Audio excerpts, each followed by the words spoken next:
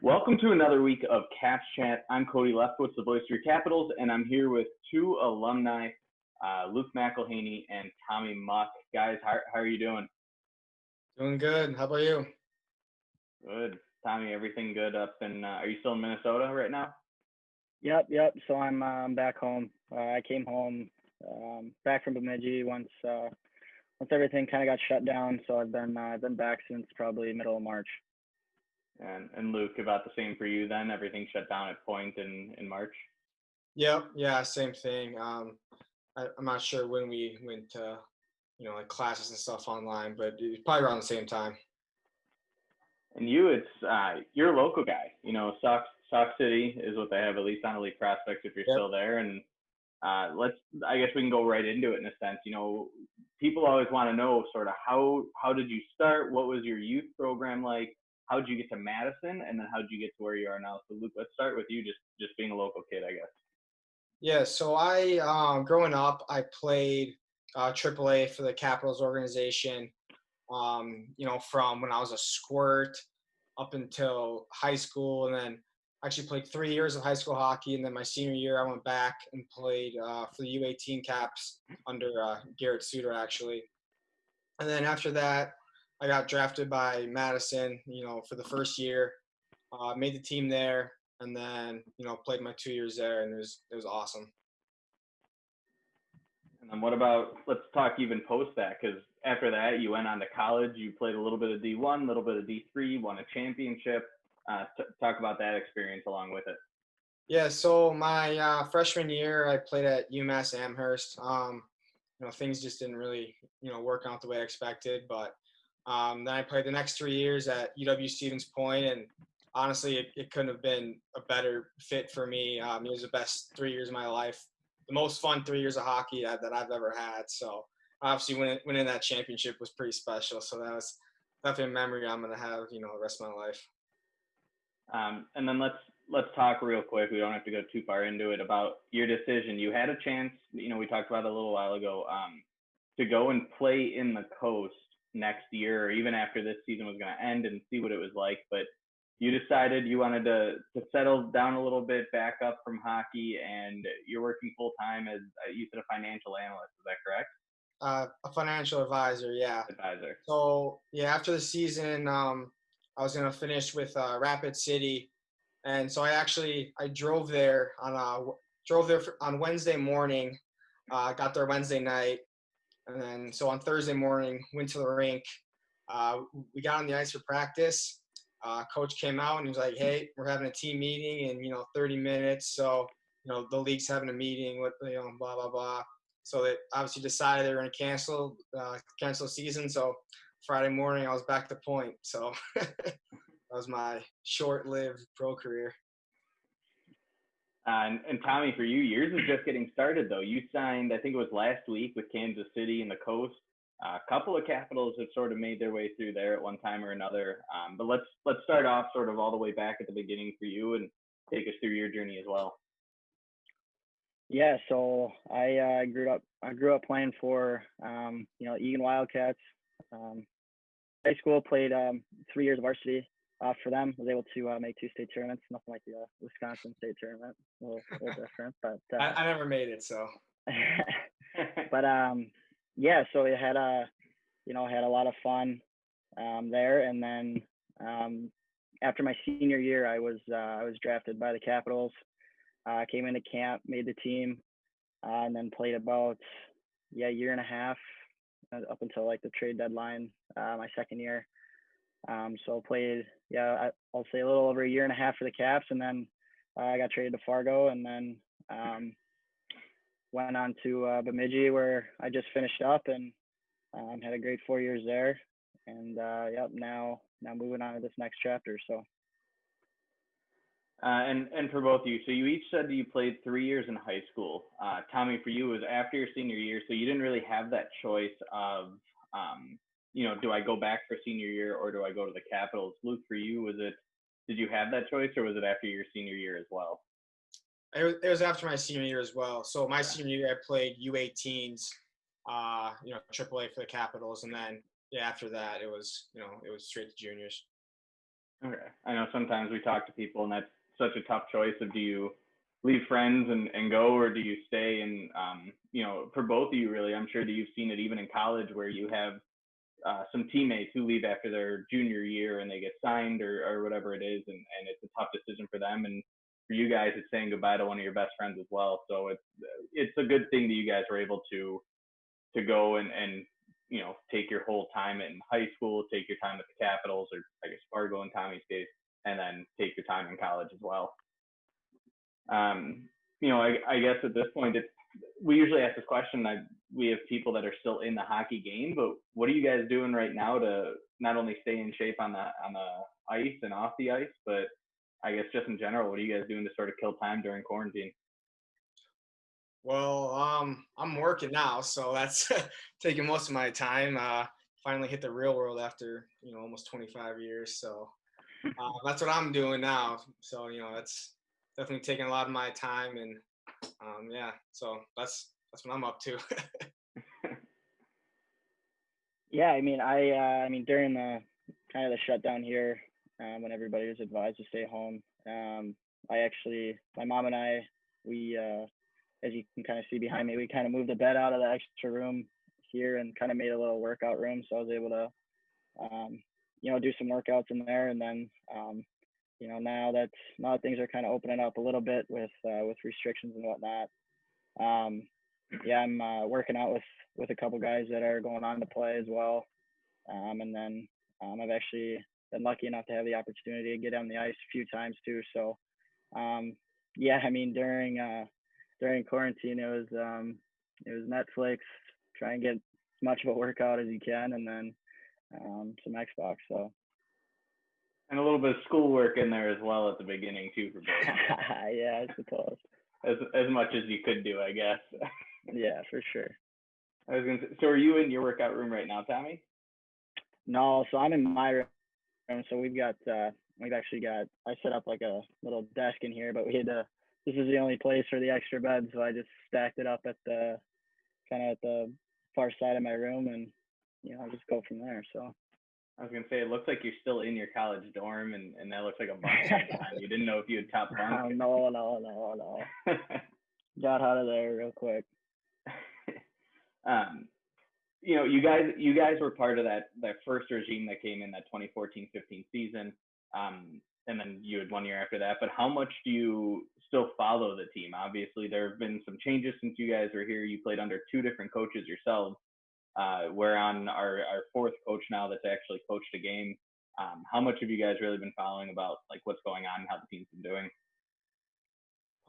I've been following pretty closely. I mean, from the area, I still like to follow along. And actually, my parents billeted 2 kids last year, so I was pretty in tune to everything going on last year. So I mean, it's a lot of just checking social media, things like that. But yeah, no, I like to keep tabs on what's happening. Yeah, I mean, I think the the majority that I do is through social media. So, I mean, at school it was kind of like, they played Friday, Saturday, similar to us. So, if I was on the bus or and coming back or kind of just scrolling through social media, I always check in, see how everything's going. I mean, I follow them quite a bit. It's all like the whole transition. I think the cap ice looks phenomenal now. From we used to practice there quite a bit, but now it's totally transitioned into looking USHL rink. So I mean, just try and follow them as much as possible, but the majority of it is via social media. I was gonna say neither of you actually played at Cap Ice. You guys both played every single one of your games down at the Coliseum, didn't you? We played one or two games. Yeah. We played Chicago that one game where we wore like those kind of throwback Caps jerseys. Was that that might have been an exhibition game, I think, or something like that. Yeah, I don't know, but I know we did. I think it was our second year. We did the orientation camp there. Mm-hmm. So we played a few summer games there or training camp games, but not. I don't think there were any regular season games. Yeah. Yeah, so you guys haven't gotten to experience. It's they talk about it a lot. It's a smaller arena now. It's got a lot of lot of pack to it, a lot of punch to it when it gets full. So it's a pretty good arena to be in now. Yeah, I mean, Sure. I mean, I was skating there last summer, so I know kind of what what it's like. But yeah, I can definitely bet that playing a game and it would be a lot of fun. Yeah. So we've done a lot of sack keeping recently, and you guys, again, you played a year and a half or 2 years here. Some guys play 3, 4, 5, whatever it is. But you were both able to break your way sort of into the Caps record books a little bit. Luke, as a forward, the stats sort of lean your way more than it would as Tommy as a defenseman. Unless Tommy's putting up 30 goals a year, I don't think he's cracking there. But Tommy, for you though, I mean, as far as defenseman goes, there have been 4 seasons since you played here, 4.5 seasons, and you still rank 5th all time on the Caps point chart in terms of defensemen. And if you look at the guys that are ahead of you, essentially every single one of them played a heck of a lot more games and a heck of a lot more seasons than you did. And Luke, for you, it's top of the charts in plus minus, top 10 in goals scored, top 7 in power play goals. I mean, you were one of those guys as well who came in and was a big force, and you two were part of that. Again, that regime, the faces of the franchise early on. How special was that for you to be a part of that first sort of group that came through? Yeah, I think for me it was special just because growing up in Madison and being close with the Suter family and playing for, I guess, Garrett the year before. I mean, that was really special to me, just trying to represent your hometown kind of, and be on that first team and all the legacy behind everything. So that's what made it really special for me. Yeah, no, I thought it was awesome. Kind of, coming in and it's a first year team, there can be, a lot of bumps, when the team's starting. But in my opinion, I thought, everybody did a phenomenal job, and it was we had a great group both those years that I was there for sure. Great coaching staff. Yeah, I mean, it was definitely special. And then, when we would go and practice at Cap Ice, you kind of got a feel for that too. And then, practicing with Ryan every once in a while before he left to training camp, you could definitely part of that first team as it comes back was really special. So I enjoyed it and very fortunate for it. And I think you mentioned something great right there, the fact that you get a chance every so often to practice with a guy like Ryan. And for you as a defenseman, it's great to be able to learn from him. But even so, you guys come through. I mean, if you look at everybody who's from the Madison area, Brian Elliott's come in and skated before. Joe Pavelski as a forward has come in and skated. So, I mean, for you guys, getting the opportunity to skate with NHL guys without being invited to an NHL camp or without, even being on one of those teams, it was able to take you probably to the next level and take you guys to where you needed to be. How do you see that being able to help and develop you as well? Yeah, I mean, not a lot of people get that opportunity. So I think when you just, when you skate with someone like that, you pick up on a lot of little things they do. They've obviously been extremely successful in their career. So, when you pick up on these little things they do and, the experiences they've had, it just really helps your game all around. Yeah, I'll add on to that too. I mean, having definitely watching them, do every single drill, just the little things that they're doing. You try and pick up on them and you try and, correlate that and put it into your game as much as possible. It's definitely pretty special to be able to do that because, kind of like Max said, just having, just watching them, gives you so much kind of insight as to like, okay, your game you can definitely elevate your game a lot. So, yeah, it was really cool every time they would come out and skate. Perfect. Let's go on. I had you guys fill out those surveys. So I sent them over to you. We can take a look and compare a little bit. It's always fun to see what you guys have for us. And we'll start on the movie side of things. Typical to an extent of what I see for guys back when you played, and it sounds funny because that's only 5-6 years ago when you played juniors, but you can definitely see the difference in movies that you guys pick versus the guys in the past year or two. And so if you look at them, both of you throw Tommy Boy on there. One of the best movies. It's got Chris Farley and Madison Guy in it. Phenomenal from the top. Yeah, that's a great movie. We have it. I have it up at our cabin, and I mean, no matter how many times you watch it, you're still laughing. So it's funny we both put it on there. It's awesome. Yeah, that's probably one of my. It might be my top movie ever. I think I can quote that thing from start to finish. So yeah, for I love sure. that one. Yeah, and just in the guys that I've interviewed, I've had the Gerard brothers on here. I've had the Holtz brothers on here. I've had Ryan Lohan and Sam McCormick last week. Out of all those guys, they have, in the same genre, the Tommy Boys, the Happy Gilmores, Dumb and Dumber. I mean, I think all three of those I've seen on the list. Dazed and Confused may have been on one. We have not seen on Luke's list Pearl Harbor and Fast Times at Ridgemont High, though. Both of those cracking your top 5. Yep. Yeah, the Fast Times at Ridgemont High. I think my dad showed me that one time, and I don't know. So I like old movies like that. So. Yeah, the old movies are good. I think the newer movies you get some, but it's a lot of repeats in a sense, and so you get something like Fast Times at Ridgemont High, and you can't really replicate something like that all too much. Yeah, it's kind of like the original Dumb and Dumber, and then they tried to make that Dumb and Dumber or whatever it was. Yeah. Just you can't replicate a movie like that. Just let it be. Yeah.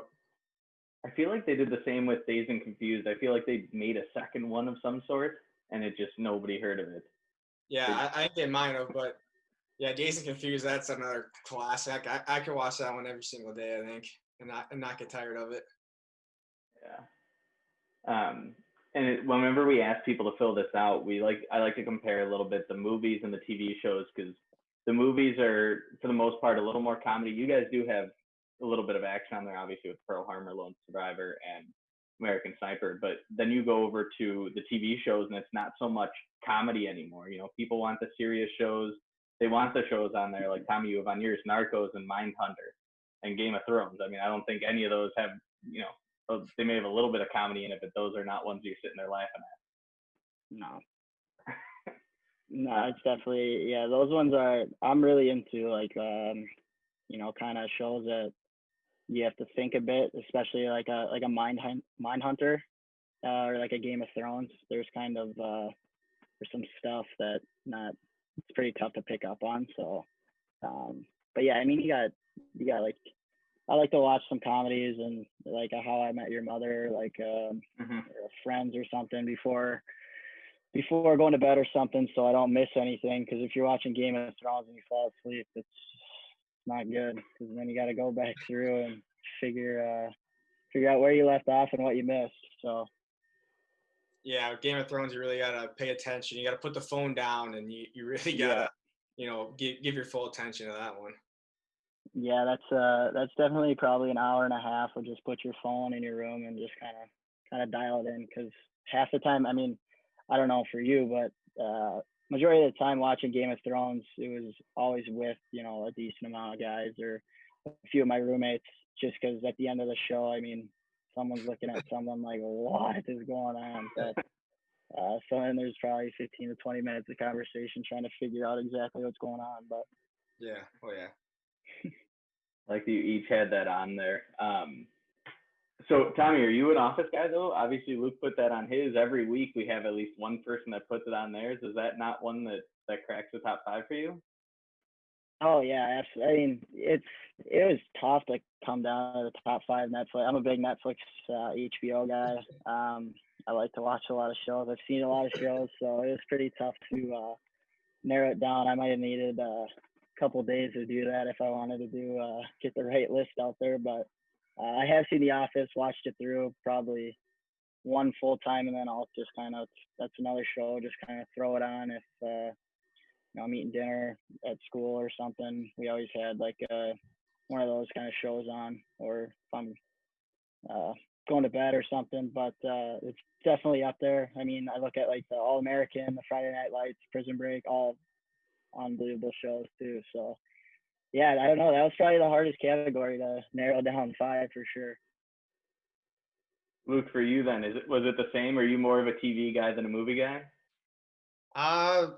Yeah, I guess. I mean, well, like Muck was saying, The Office is something I throw on, before I'm going to bed, or if I don't know what to put on, I'm always gonna throw The Office on.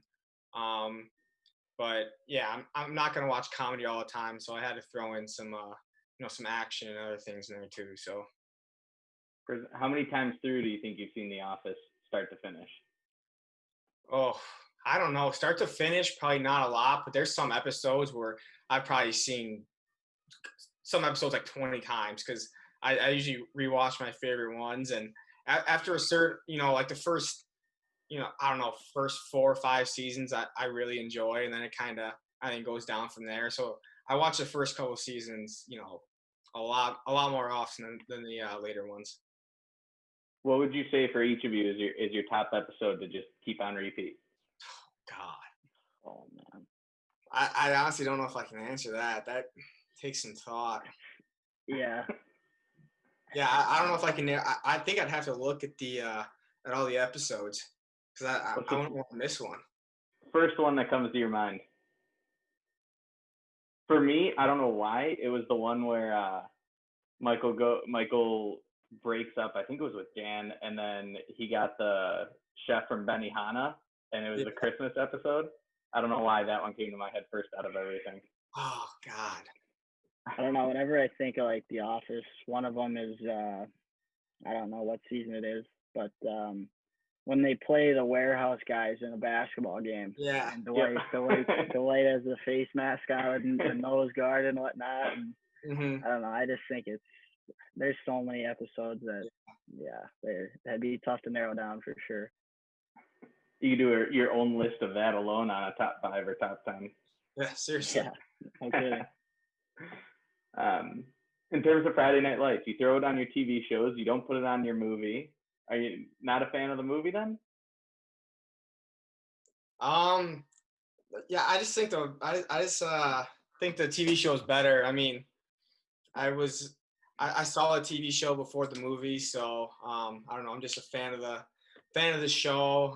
I like the actors in it and stuff, so I think it's just personal preference, I guess. I don't know. Nah, Coach Taylor. I'd have to agree. The movies are like right. Coach Taylor's the coach that you want every time you watch. I think Coach Taylor makes it for me. So he's fantastic. On the video games, it's going to be a short one because each of you not big video game guys. I mean, Luke, for you literally put 2 down, and then you said I don't play video games. Yeah, I don't own a video game console. I probably haven't played video games since junior, so I don't know. I mean, I used to play Call of Duty and NHL, and that was about it. So, Tommy, do you still pick it up and play nowadays? Oh yeah. I'm definitely logging on. Yeah, I'd have to say I'm still on the Fortnite train for sure. For me, it's a really good way for me to like connect with a bunch of guys that I have played with, or even guys at school right now that now that I'm gone, there's still a way to connect with them. I was into the whole Call of Duty thing when I first came out, and then kind of let go of that and went back to my roots of Fortnite, and then NHL 20. I'd have to say we just played against my roommates a whole bunch. So that was, but definitely still log on. I would have to go back and check, and you can watch it as well. But last week when I was talking with Lohan and McCormick, we were going through this category, and they were like, yeah, we're not big video game guys. I don't know anybody that is. And then they're like, well, Muck is. Tommy's a big video game guy. He still sits on Fortnite pretty much all the time. So they were out there calling you out. Yeah, I think they shot me. They both shot me a text after the interview and said that they. So that must have been what they were talking about. They said they mentioned my name. So I don't know. Those guys love to come at me about that, but majority of the time they might just see my name on there. I'm probably watching Netflix or something. They don't. They said you're the type of guy that's gonna be up till midnight, 1 or 2, still playing. I think so. No. If you still see my name, it might be my Xbox is still on because I'm watching Netflix. But I've gotten good about shutting it down. I'm kind of back in junior, it was I was younger then, so I didn't really realize the value of sleep. But no, I think they would just they probably said that because sometimes I would take the option and just kind of sit in my bed and lay low for a couple hours and watch Netflix. But that's funny. Yeah. It's funny they would throw me Call under you the out bus on like that. that. Yeah. There always has to be one. Yeah, no problem. And then last one here, onto the music category. Again, a little bit of older music, at least on Luke's side. You got the Boss on there. You have original Kenny Chesney, original Toby Keith, Nickelback. Again, Nickelback's one of those bands. We had somebody else with them on here. I feel like they get such a bad rap all the time. Yeah, I think there's a lot of people who like Nickelback, and then there's people who lie about it. So I think it's one of those things where everybody secretly likes them. It's just who wants to admit it, and I'll definitely admit it. They're one of my favorite bands. I think Nickelback gets me pumped up because when I used to play baseball, "Burn It to the Ground" by Nickelback was the one that we would always come out to, and that song gets me pumped up every time. And then Tommy, on your side, no old music, pretty much strictly new music. I feel bad. I don't even know. Is that Quinn XCII? Is that actually how you say it? I feel like an old person trying to figure this out. Yeah, I'm gonna be completely honest. I'm not the biggest music guy. I'm a big Shazam guy. So when the big dogs, the guys that love music are on the aux. I'm not gonna lie.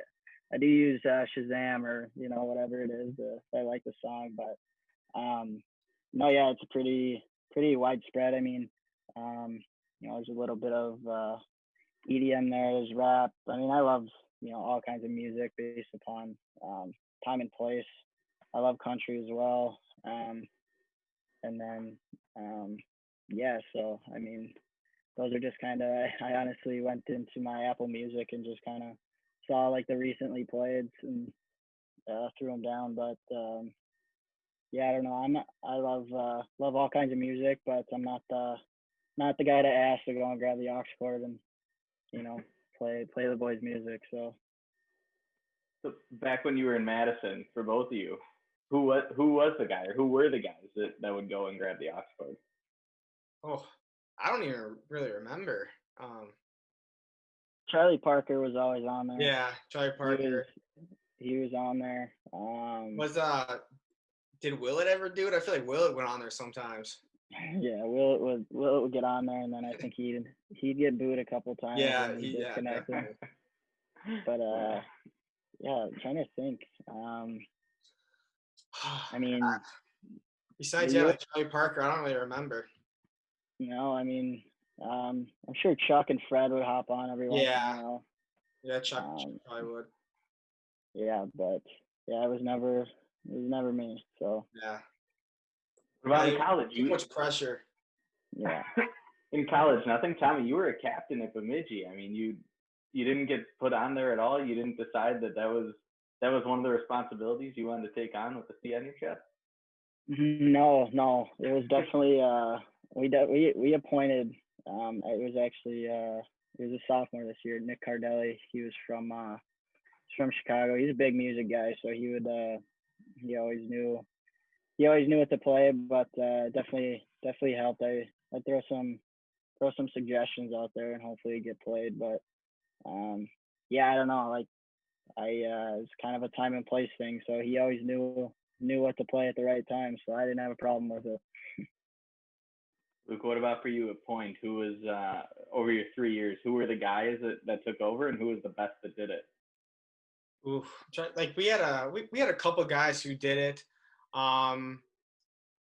before games, there was one kid who usually did it, at least this year or last year. His name was Brendan Miller. He's from Texas. So he played a lot of rock, which, most He's of an the guys. Augusta kid. I know him. Yeah. Oh, yeah. That's, yeah, there you go. Yeah. So he would usually play before games like last year. Other than that, it was kind of, there's a couple people here and there who did.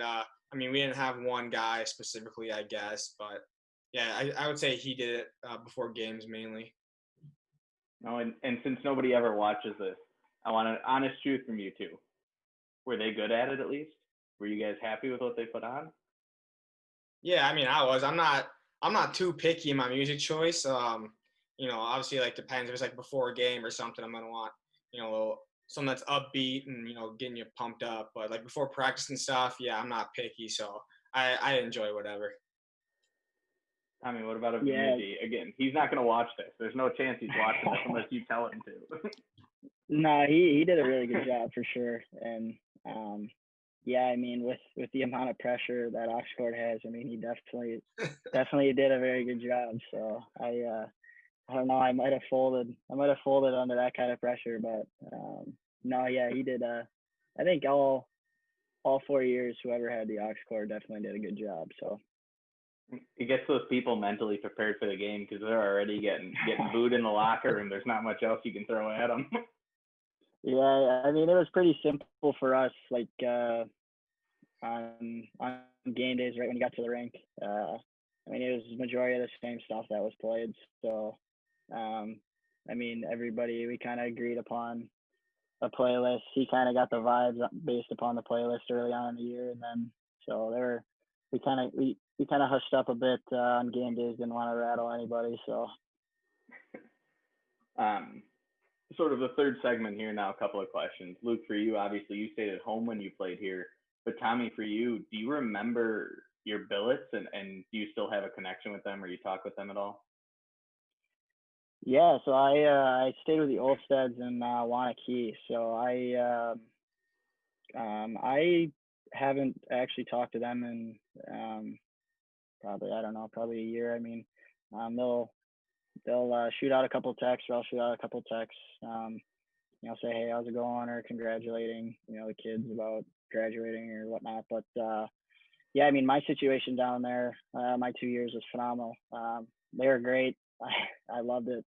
I was lucky with the situation that I had compared to I know a couple of my buddies that went and played they weren't as fortunate with the billet situation, but yeah, I really enjoyed it, and then it also helped. Guillaume Leclerc, he lived about just down the street, so I got to know him quite a bit because he didn't have a car, obviously being from France. So it was pretty easy right away. I made a connection with somebody, driving to the rink every day.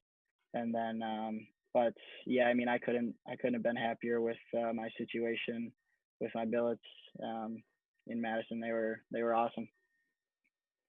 Look, we can't really ask you the same question. I think you'd be disowned if you didn't talk to your billets. Yeah, we just gotta make sure my parents don't watch this. So again, they probably won't unless you tell them to. Yeah. Did you have anybody else building with you at the time as well? No, I don't think so. There was a couple times where a kid would fly into town and practice with us for a week or something, and they'd stay at my house for those couple of days. But other than that, no, I was just at my house by myself. So it was good. I enjoyed it. Didn't get someone down the street like Tommy. Oh no. All right, so couple of questions here. Always like to start it off. Who would you guys say is your closest NHL comparison, or who do you try and emulate the most?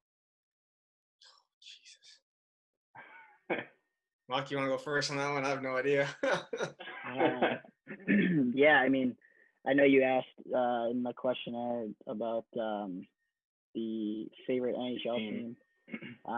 I didn't put one because obviously I'm a Minnesota guy. I love the Wild, but growing up, I loved the Red Wings because I loved Brett Hall. I loved Chris Chelios. But right now, I'd probably say, to answer your question, as I try to, play like him, I don't know if it's anywhere close. But Duncan Keith is definitely my favorite NHL player. Yeah, I don't know.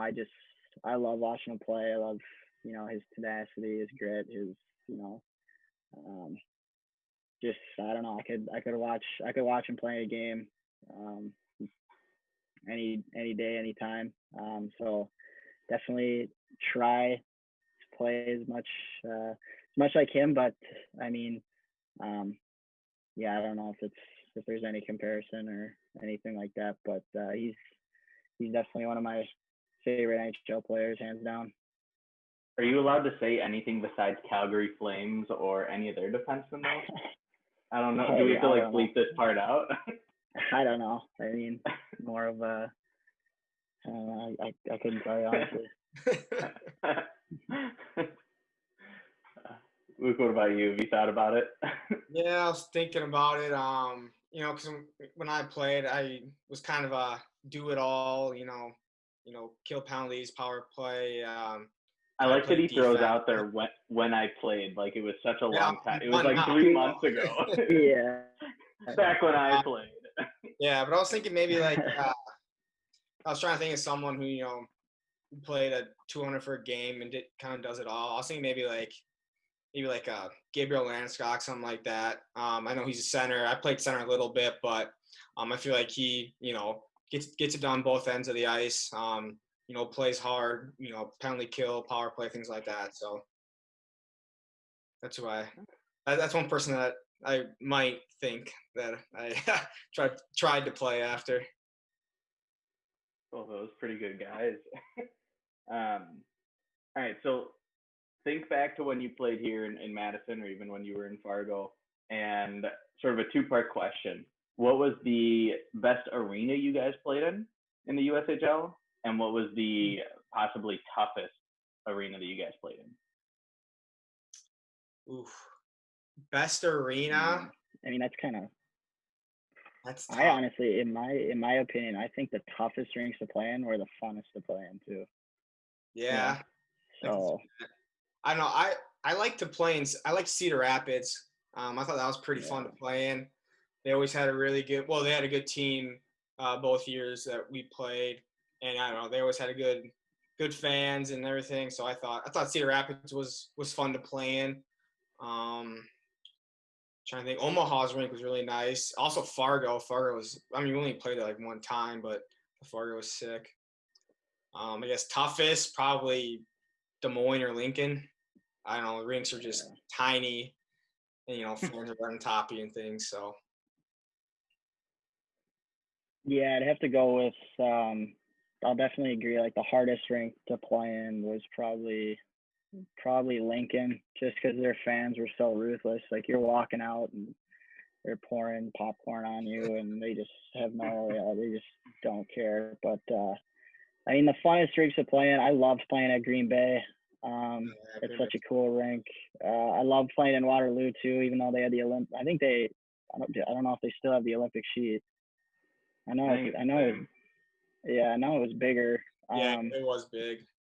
But they had their fans always had the cowbells and whatnot, so that was always fun. And then I will have to say I hated playing in Des Moines too. I could not stand that rink. But it's a really cool rink, but I couldn't stand playing there. A lot of the older guys have said like Des Moines is one of the toughest rinks in Lincoln, and then the newer guys have all been on the train of that Waterloo. It's one of the toughest rinks to play. So it's funny to even see how it's sort of in 6 years. It hasn't been that long. It's sort of transformed into what it is and where people feel that way. And then out of college, same question. What was the toughest rink you guys played in, and what was the sort of the coolest and most fun rink? Oof. And for you, it's tough because I from everything I hear, Stevens Point is like the funnest and toughest. Yeah, so well, that's what, outside of Point. I didn't want to be biased, but I was definitely going to say our rink was definitely the funnest to play in by far. I mean, at least for D3, anywhere I played, it honestly wasn't even a comparison. I mean, we had 2,000 people in our rink every night. packed at every single game. It's not the biggest rink, but fans are right on top of you. Our student section was phenomenal. It was just, yeah, every game was awesome there. So, I guess worst rink to play in, I guess for D3. Let's go toughest, not worst. Let's go toughest. Toughest? Like, where did you feel you just couldn't get going? Well, we played at Northland this year up in Ashland, Wisconsin, and that was miserable. It was colder. Like, it was probably negative 10 degrees inside the rink. They probably had 5 fans there. It was the worst thing ever. So probably there. Yeah, I'd have to say probably the funnest rinks. There's a few of them. I mean, I think if anybody plays at the Ralph, North Dakota, it's just insane. That's always a good time. And I love playing at Michigan Tech as well. Their stands are very steep, so fans are kind of on top of you. And I was fortunate enough to play. They have like the Winter Carnival every year. So we played them for like the Winter Carnival trophy or whatever. So that place was packed. And then Mankato was always fun too. They were a really good team, but it was always packed in there. So you were always pretty dialed in, and it was definitely a fun atmosphere. But I think a rink that it was toughest to get going in. Oof, I'd have to say either the Alaskas, Anchorage or Fairbanks, or Huntsville. Really? Huntsville. So the ones that are out there, that's sort of surprising. Yeah. I mean, I think it was a little bit easier at Fairbanks compared to Anchorage for sure. I don't know why that is, but it's just my opinion. And then I don't know. Huntsville was just weird. It was a really, really big building.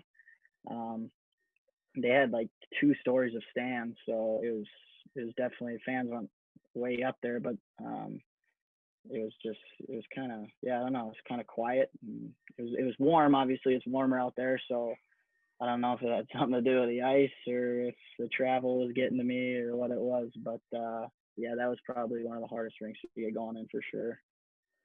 Did they have the support? Like, was it a decently crowded stadium? Because obviously everybody knows what happened this summer was, they cut the program, and then over, I think it was like a week or two, they did a Kickstarter, a fundraiser, GoFundMe, and they raised enough money. I think it was $1 million or $500,000, something like that. And obviously their team is back on now. So I guess that's sort of the question is, did they have the fans, and what do you feel about that situation? Yeah, so it was, I mean, I feel like there'd be a decent amount of people there, but the rink was so big and there were so many seats, it looked like there weren't many people there. And then it was so big, it wasn't very loud.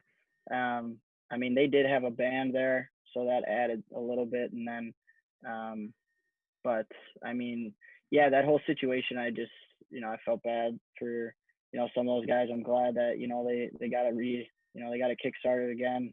Because I mean, personally, that trip was, I loved that trip, because I mean, it was an opportunity to get out of the cold from Bemidji. Crazy in shorts and a t-shirt in the middle of January there, where they're in a coat and stuff, but we're in shorts and a t-shirt playing soccer outside because we haven't seen the sun in 3 weeks. So it was definitely, I'm glad that they got it kickstarted, because I do. I know a couple guys on that team are, just playing against them. So, I think they don't have the strongest fan support, but it doesn't help with how big the rink is. Definitely, that's kind of a disadvantage. If you have a huge rink, and I mean, it's just kind of like I honestly don't even know how many people they could fit in there. I'd probably say, I don't even want to throw a number out there because I'm probably going to be way off. So, but I'm sure there were more people there than you thought. But it's definitely good that they got it kind of kickstarted for some of those guys. You guys sort of had that here actually when you played downtown. It's such a big rink, and we were talking about it the other day, actually, was we don't even know is UW going to be able to fill a rink like that because it's just so big at this point. But then obviously you make the move, smaller rink, it looks packed, but in a big rink like that, it is very tough. If, you can bring 3,000, 4,000, 5,000, 6,000 people in, and it could hold 15, it looks like it's empty, and you could have the highest attendance in the league. So very tough, but they're back, and I'm sure they'll be coming for Bemidji this year. So. Yeah. All right, guys. Well, thanks for coming on. Always fun to have alumni, and if you guys need anything, obviously feel free to reach out to the team, and we hope to bring you back for an alumni game sometime here soon. Yeah, absolutely. Awesome. Yeah, I appreciate it. Thanks for having us on, and best of luck. Best of luck to you guys and the Caps. Definitely gonna try and follow along, not just on social media, but again, appreciate it. Yeah, thank you.